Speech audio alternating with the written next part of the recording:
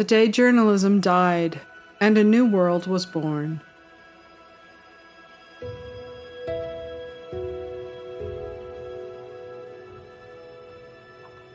Quote, "The man who reads nothing at all is better educated than the man who reads nothing but newspapers." Thomas Jefferson. November 8th, 2016. That was the day journalism as we once knew it died. Gone was objectivity. Gone was a search for the truth, no matter where it led. Gone was holding the powerful to account. Gone was the desire to serve the public's best interest.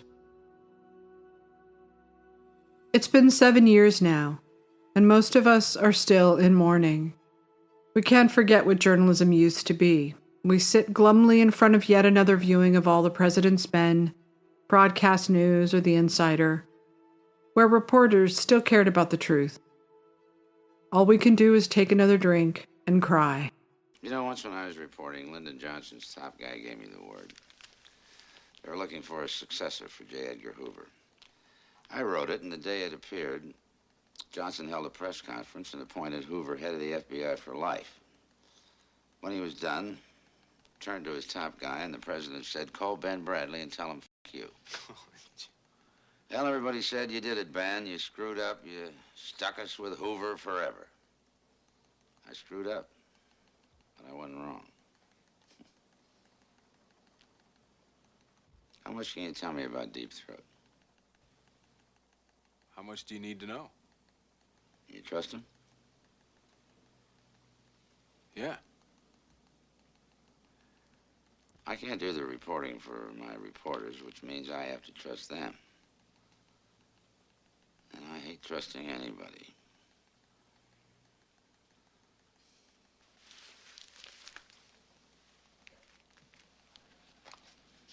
Run that, baby.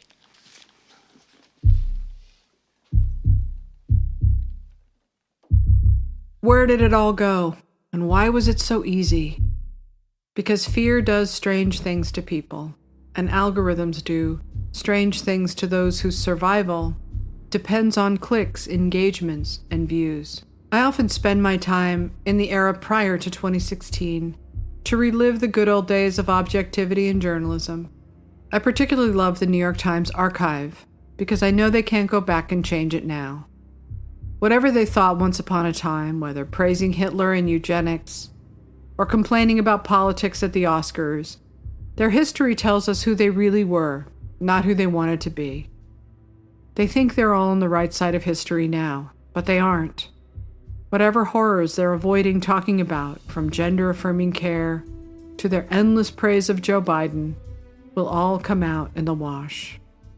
The unprecedented alignment of power that stretches across all media outlets, most major institutions, Hollywood, science, hospitals, and the security state are united in their commitment to controlling the message, regardless of that neutral objectivity we once relied on, and they once claimed to value above all. A great example of how they spin the narrative is the case of Ray Epps. Anyone following the Stop the Steal movement knows that they were planning on protesting peacefully outside the Capitol, not going in, not breaching, and certainly nothing violent. Even Alex Jones was out there saying, "No violence." They also know what happened in the aftermath, and how everyone was treated just for exercising their First Amendment right to peacefully assemble. Because of the riot, which proved all too convenient, the Democrats, working with the Never-Trumpers and the security state, were now given absolute power to go to war on Trump and ordinary citizens. Epps was repeatedly caught on video urging Trump supporters to go into the Capitol. He painted himself as a Trump supporter, yet appeared to immediately flee D.C. and pop up like an eager beaver at the FBI, to either give them information in exchange for a lighter sentence, or perhaps was working with a fringe agency that wasn't the FBI in the first place. What never made sense to Trump supporters is that no Trump supporter is passionate enough to repeatedly urge so many people to go into the Capitol, then brag about it in a text message that he orchestrated it, to then run to the FBI that quickly. It seemed odd, Anyone invested enough to show up that day was a true blue and would never have flipped like that. The New York Times ran 2 puff pieces about Epps where he threatened to sue. He didn't actually take steps towards that lawsuit until he was represented by Michael Teeter, who spent his time hunting down any lawyers who supported Trump's cases regarding the 2020 election. The threat existed before Fox fired Carlson and now is charging forward. Why? Because they know Fox will settle, and that is a win for them in their desire to control how all Americans view January 6th. Ultimately, they want to ruin Fox News and cut off that resource for MAGA supporters. And if Epps walks away with a sizable chunk of cash at Fox's expense, all the better for the resistance. This is much bigger than Ray Epps and Fox News and Tucker Carlson. This is even bigger than winning the war on information and their version of what happened that day. This is about shutting down a grassroots movement on the right that they still can't control heading into 2024. They can't fix Biden, that's for sure, but they can continue to weaken Trump and MAGA. This case is one step closer to that ultimate goal. The defamation case might as well have been written by any journalist at MSNBC, full of its own fanciful imaginings. Context they provide, which may or may not be the truth. They're charging that the anchors willfully lied about Epps to distract from the Dominion lawsuit, quote, and with that, Fox, and particularly Mr. Carlson, commenced a years-long campaign spreading falsehoods about Epps. Those lies have destroyed Ray's and Robin's lives. As Fox recently learned in its litigation against Dominion voting systems, its lies have consequences, end quote. But here's the problem. They can't prove Tucker Carlson lied with ill intent to defame Epps. They can't prove that he didn't believe what he was saying, which is what a defamation case must do. If Epps was an informant, he would not be obligated to disclose that fact, especially if he wasn't working specifically with the FBI, or if he wasn't hired to agitate a crowd into violence and was, for example, embedded and paid as an informant. The defamation case denies all of this and claims Epps just had a change of heart after all of the publicity in the wake of January 6th. If Epps was telling them repeatedly to go into the Capitol, why would he have not wanted them to go in when they finally did? He said on 60 Minutes that he abruptly changed his mind when they did as he told them to do, and saw that it became violence. Why then did he text he orchestrated it? Was he happy they breached the Capitol or not? He changed his story, and they bought it, no questions asked. Why? Moreover, given the treatment of every other protester except Epps, why wouldn't Carlson and others assume he had to be working for some government agency? That seems reasonable. That alone is not defamation, as this case concluded back in 2010, quote, being called an informant is not defamation. On November 25, 2009, a court of appeals for the Second Circuit affirmed the dismissal of a suit filed by a prisoner who claimed that he was defamed when 2 newspapers reported that he intended to cooperate with authorities. Shenton Michavi sued the New York Daily News and the Polish Daily News for defamation after both reported that he intended to inform on a co-defendant of his. The district court dismissed Michavi's suit, and the Second Circuit affirmed. Under New York law, the Second Circuit held it is not defamatory to call someone an informant because a snitch is not reprehensible in the minds of right-thinking persons. If their case is that the bad guys are the seditious conspirators, then being called an informant is actually not the definition of defamation. In fact, it's the opposite. If someone is saying Epps is not a criminal but is working with the government, that paints him in a better light. Conversely, if they are alleging that calling him someone other than an informant, but in fact a protester and Trump supporter on January 6th, urging people to go into the Capitol, then what Epps was actually doing there was valid and legit.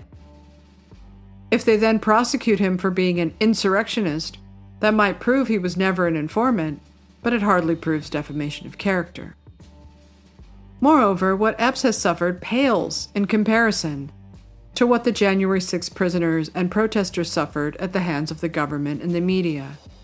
They just don't have a fancy lawyer like Michael Teeter to sue for defamation. The President of the United States called Kyle Rittenhouse a white supremacist. The entire January 6 show trial and images of the riot on repeat, painting Trump supporters as vicious, violent terrorists, ruin not just their lives, but anyone who wears a MAGA hat today. The left went along with all of it, and they still do. You don't think Tucker Carlson gets death threats? People confront him in real life. They follow him around and threaten him personally. They beat up Trump supporters because the media called them racist. How is that not defamation? Look at these headlines. Human Rights Watch, racism's prominent role in January 6 U.S. Capitol attack. NPR, the unspoken role of race in the January 6 riot. The Washington Post, far-right symbols seen at the U.S. Capitol riot. Salon, January 6 as white supremacy. AP News, years of white supremacy threats culminated in Capitol riots. They were convicted in the court of public opinion long before they ever showed up in D.C. with MAGA flags, whether they breached the Capitol or not. There was no due process for them. No one even bothered to ask if they were motivated by race. Why? Because they were using spectral evidence, that which you cannot see. That is not good enough when their entire lives and futures are on the line.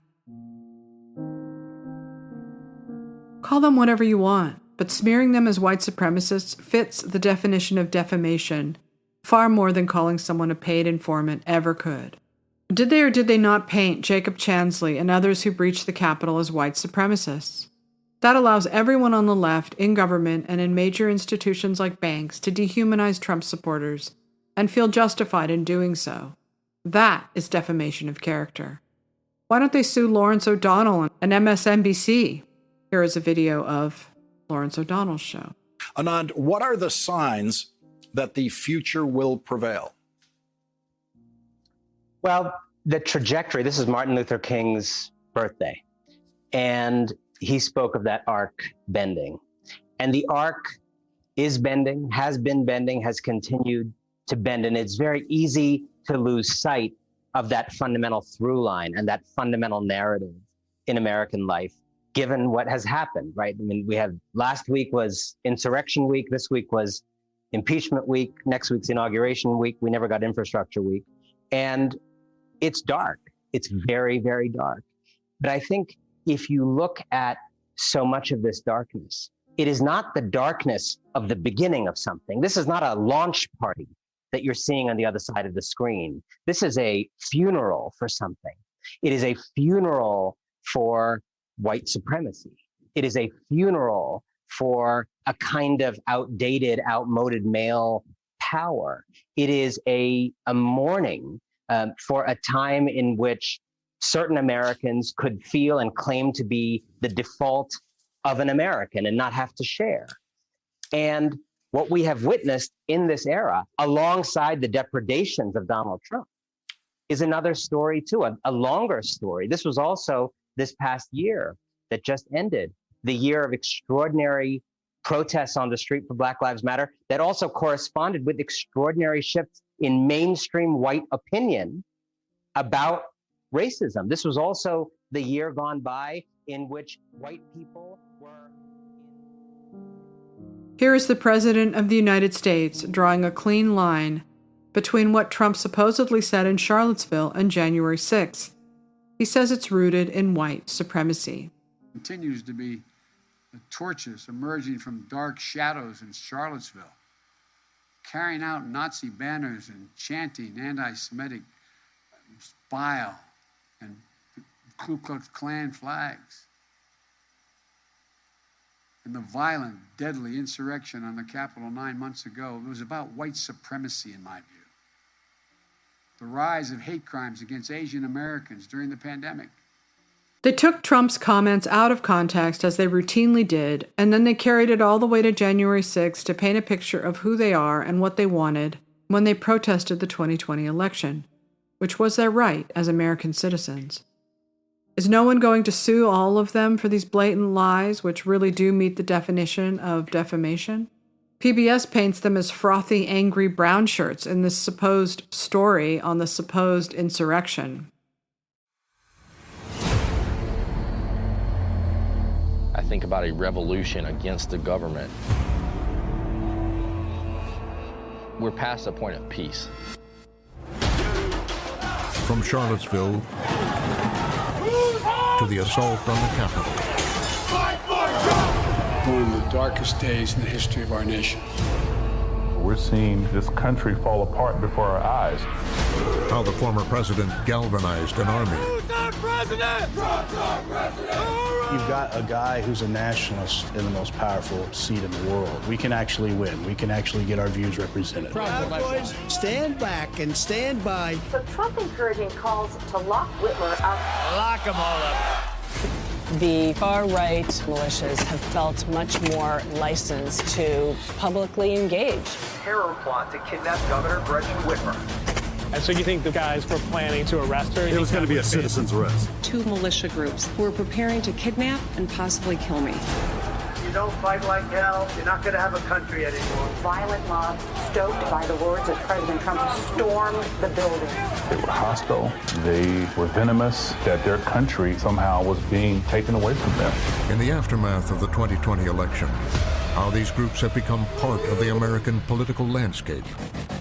What was the role of the Boog Boys on that day? There was some Boogaloo Boys in the crowd associated with us. They weren't there for Trump. They were there just to mess with the federal government one more time. Over the last several years, Frontline and ProPublica have been reporting on the rise of hate About groups what you did in Charlottesville last year. and their violence. What do you think was going on in this house? They were making bombs. Now, correspondent A.C. Thompson investigates the surge of far-right political violence. What do soldiers and Marines bring to the Boogaloo? They bring training expertise in certain areas. They have decided this is a strategic initiative for them. There's a real, legitimate fear. We've got to be vigilant about it. I'm afraid that more innocent civilians are going to be targeted and actually victimized by these violent offenders. Everything that we had predicted has come to fruition, and it's actually worse. The first in a series of films on the rise of extremism around the world. We definitely are the modern militia. We're the ones crazy enough to actually do something.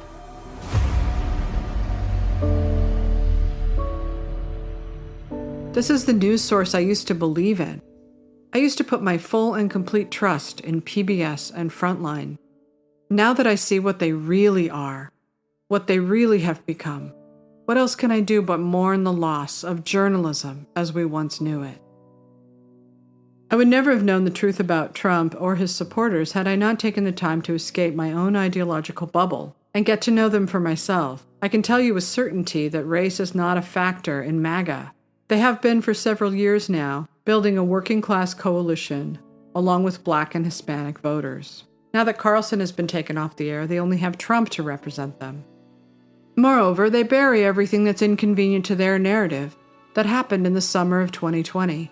Do you think Biden even knows about Sue and her 100-year-old mattress store and the old man who went to the hospital trying to protect it? Now to the story of a man who risked his own life to save a friend's business during the violent clashes in Kenosha. He was beaten by looters, and today CBS 2 investigator Megan Hickey was there when that man was reunited with the owners whose store he tried to save.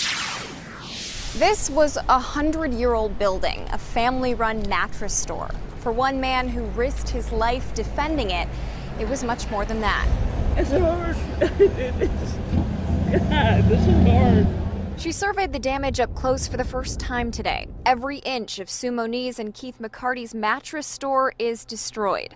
But they've had something else on their minds. Well, someone else. He's teeny, but he loves fiercely, and he's just my hero. I'm sorry, sir. I'm very sorry about that, man. Armed with nothing but a fire extinguisher, 70-year-old Robert Cobb tried to defend his friend Sue's shop from a group of arsonists and looters Monday night. They just threw a bottle at this guy. The whole thing was caught on camera. We want to warn our viewers, it's difficult to watch. Fresh from a double bypass surgery, Robert was standing guard until someone punched him so hard in the face that he collapsed to the sidewalk. I can't. I can't. And I can't even think about how bad it could have been. I mean, it's bad enough. They broke his jaw. Robert playfully dodged our cameras most of the day because he said he wants the story to be about how much the Kenosha community loves his friend Sue. It's funny because Sue said the story is about Robert's bravery. Either way, their reunion was beautiful. Robert's jaw was broken in 2 places and he went in for surgery this afternoon. She's my rock, my inspiration. Even though their shop is rubble. We will rebuild. These owners say they found a silver lining in the violence and destruction that's ravaged their community. And that break in the clouds is a lifelong friend. This is stuff. I mean, it's devastating. It was my livelihood, a lot of memories, a lot of, but it's just stuff. I can't replace that man. That man's not just stuff. Almost 3 days later, the building is still smoking. The owners tell me they want to rebuild in a different location, but it's too soon to know the timeline. The Danish Brotherhood next door has invited them to move with them to be their neighbors again when they rebuild. In Kenosha, Megan Hickey, CBS 2 Investigators. This isn't something you're likely to find explored in the New York Times. They have one directive: protect the administrative state at all costs. Do not speak truth to power. Do not question the official narrative. If you do, 2016 will happen all over again. The New York Times accidentally made a boo-boo by doing real journalism in reporting on Hunter Biden's neglected young daughter. It's disgraceful by any measure, even forcing Maureen Dowd to unplug from the nipple of her Trump hate to notice Joe Biden did something wrong. Here is Ben Shapiro on the media's commitment to protecting and boosting Biden's image, even at the cost of his own grandchild. Anchors on CNN, they're out there to make sure that you continue to believe that Joe Biden is a nice man. Now, there are a bunch of data points that suggest he's not so nice. One of the most obvious data points is that he has disowned a 7th grandchild through no fault of her own. Because we're talking about a baby. This kid's like 4 years old. And Hunter Biden stooped some lady, and then that lady had a baby. And they have denied that baby the Biden name, which is the only valuable thing about being a Biden, as Hunter has found out. Hunter has made bank off the Biden name. So's Frank Biden, Joe's brother. In fact, everybody remotely connected with the Biden family who can use that Biden name has traded off the family name. But Joe Biden and Hunter, they've denied this baby the ability to use the Biden name, a name so lucrative that you can travel to foreign countries like Ukraine and pick up bags of cash, sacks of cash. And then Joe Biden, when asked how many grandkids he has, he always says 6, even though there are 7, obviously. But according to the media, the real problem here is that Republicans are pouncing. It's the Republican pouncing that's the problem. Here's Dana Bash defending Joe Biden's missing 7th grandchild routine. This is a story that is sad and disturbing on so many levels. Yes, it is political for a couple of reasons. Number one, yes, Republicans are using it and are going to take advantage of it in a way that is unfortunate and inappropriate. But the reason they are doing that is because, and able to do that, is because of the brand and the kind of person that we all know and believe Joe Biden to be, because it's who he says he is, and it's somebody who is a family man. That's what we see all of the time. We know he's a family man. We know it's disturbing because we know he's such a wonderful man. And it's only these Republicans, they keep being mean about the fact that he has completely disowned a 7th grandchild and pretends that grandchild does not exist. And the talking points don't match the reality for the Democratic Party, but they're going to soldier right on through. We'll talk more about this in a moment. Okay, so The View was also out in defense of Joe Biden's missing 7th grandchild routine. So the collective IQ at The View, which maybe breaks double digits, maybe, they had many thoughts on why it is that Joe Biden is disowning a grandchild.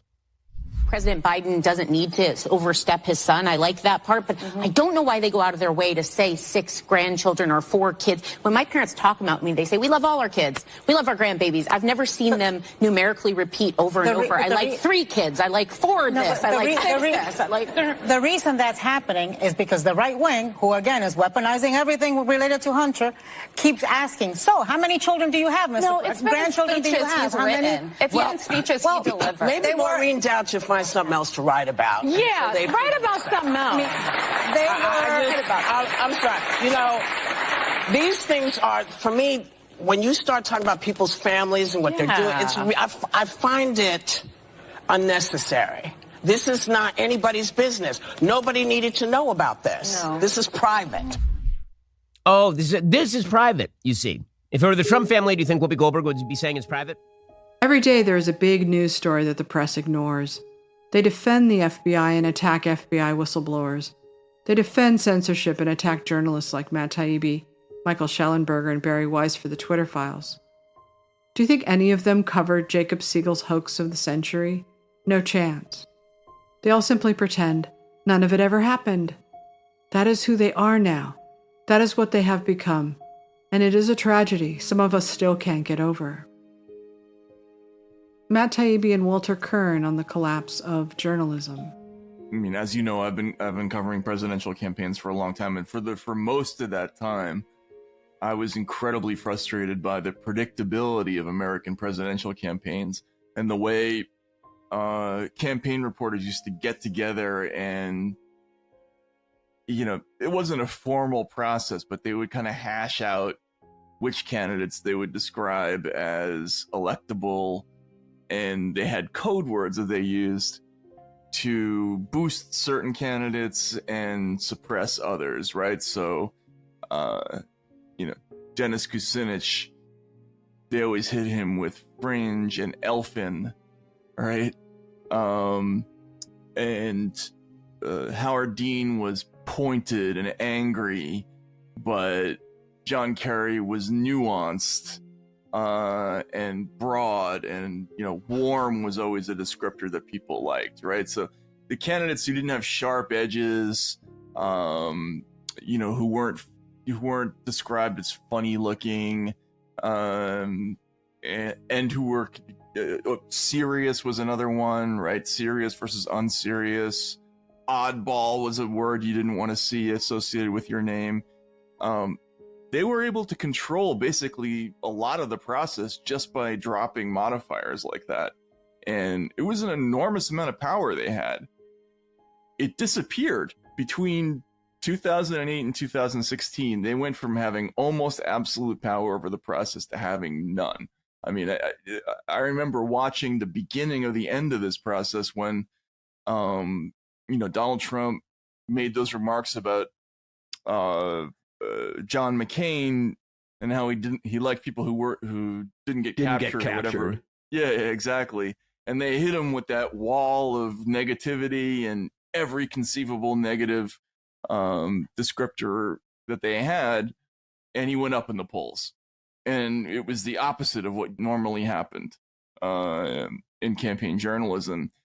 And I just feel like it's just lingering frustration from ironically, this is how they describe the electorate. They claim the electorate is mad about its loss of influence or whatever it is, but the press, I think, is upset about that. They've lost their ability to control what goes on, and yeah, they're lonely, right? Paranoid. I mean, isn't that right? And they're lonely, paranoid, and given to conspiracy theories about why they're less and less popular. They are absolutely projecting onto American people the syndrome that affects them. And, you know, there may be, everything has been modeled nowadays. Computers have analyzed everything, and consultancies have looked into everything. And I'm surprised that they don't know by now that deploring a candidate in a certain way is the surest route to that candidate growing more popular. Trump has only increased his lead against DeSantis since being indicted. And I in fact, it may be that RFK is doing better against Biden than DeSantis is doing against Trump. And not long ago, DeSantis was sort of declared to and thought to be the good government, super smart Ivy League version of Trump who was just going to swamp the guy. And especially once the indictments started coming down. And the exact opposite has happened. The Christopher Wray testimony was yet another example among many of the too cozy relationship between the security state and the Democrats. It is then left to podcasters and outsider media to do the job the mainstream media cannot and will not. Glenn Greenwald points out just how in bed with the FBI the Democrats have become. The FBI, the CIA, Homeland Security, the NSA and the Biden White House have indeed created a system that allows them a very effective means of censoring viewpoints and the control and the flow of information over the internet, which is the primary way that Americans now formulate their political ideas about the world. And they have an extremely high success rate because, of course, even if they frame it as a request or something they're hoping will happen, as the congressman was saying, when the FBI knocks on the door of Facebook or Google or Twitter, it's obviously very threatening. And these companies are acting in their commercial self-interest. Why would they want to provoke a major war with the federal government that controls enormous budgetary power, can punish them in a regulatory or legal way, as they're explicitly threatening to do? And we actually now live in a world, in a society in which the U.S. government has, in fact, developed the power to censor our political speech and what it is we can and can't hear. It's not totalitarian. There's not absolute. There's still outposts of free expression. I'm obviously allowed to go on this show and say the things that I say, and there's no police coming to my door. So I don't want to overstate the case, but the trend is very much along those lines. And you don't need 100%. Sometimes having little outposts of dissent can serve to fortify that illusion that the repression isn't quite as severe as it is. And so I just think it's very important to sometimes step back and appreciate the concrete reality of, again, this is not coming from crazed conspiracy theorists who are relying on speculation. The Democratic Party has been saying that out in the open. They summon these executive tech companies before them and they tell them, you either start censoring or we will punish you.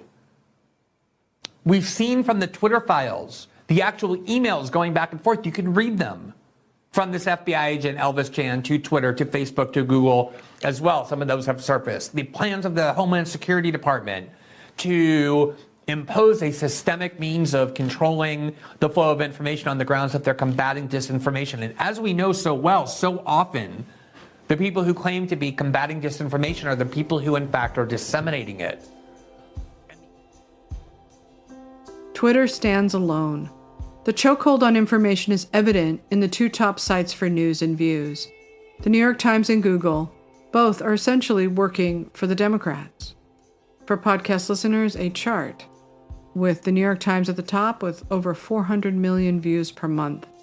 Google and YouTube are the same company. Facebook, Instagram, and Threads are the same company. The censorship done by the FBI at the behest of Democrats funneled through all of these monopolies. For podcast listeners, another chart showing the most viewed websites: Google, YouTube, Facebook, Instagram, and Twitter at number 5. Twitter is now like the wild, wild west. It's what the internet used to be when I first got online in 1994. Fertile new soil to experiment with freedom of ideas. Elon Musk stands alone as the one person willing to take it on the chin for free speech. There is no more exciting place to be online than Twitter. You just have to be willing to trust yourself and your own mind. The heroes in history will not be those who complied with the requests to censor ordinary Americans, or the journalists who repeatedly ignored and did not chase the story again and again and again. Instead, the heroes will be those who went up against the machine and forged a new direction on the other side of paradise.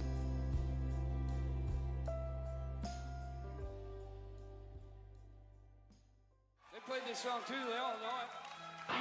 Thank you for listening to my Substack, sashastone.substack.com. I'm going to put back in my quote at the end of this podcast because it was explained to me in a very nice way by a reader, and it made sense. So remember, to thine own self, be true. Hope you have a wonderful weekend.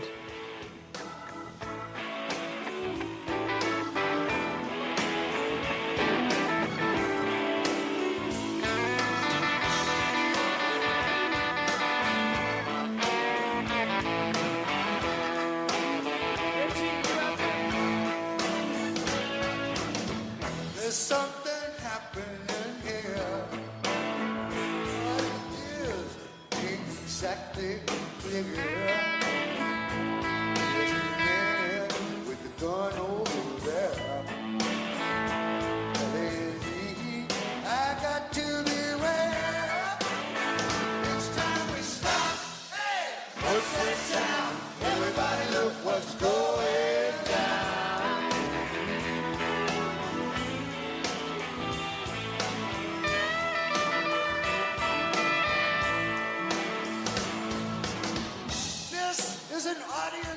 anticipation song. That means in the chorus, when I say stop, y'all says, hey. So let's practice it once. It goes like this here. We got to stop.